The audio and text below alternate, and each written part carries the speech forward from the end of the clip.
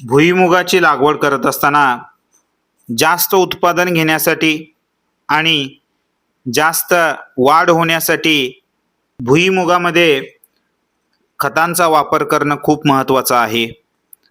तर आपण पेरणी केल्यापासून 25 दिवस झाल्यानंतर पहिला खतांचा डोस किंवा लागवडीचा डोस घेऊ शकता. तर पहिल्या खताच्या डोसमध्ये आपण 10-26-26 एक बॅग फेरस सल्फेट हे मायक्रोन्यूट्रिएंट आहे 10 किलो आपण वापरावं.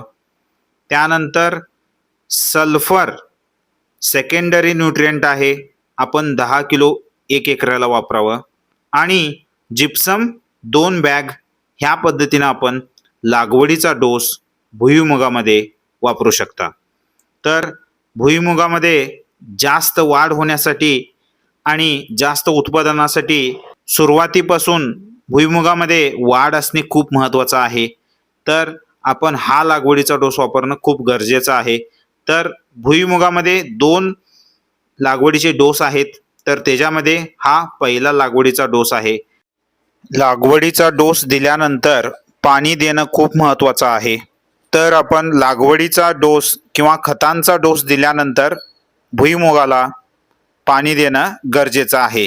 हा लागवडीचा डोस आपण 25 दिवस झाल्यानंतर पेरणी केल्यापासून 25 दिवस झाल्यानंतर आपण हा लागवडीचा डोस वापरणं खूप महत्त्वाचं आहे.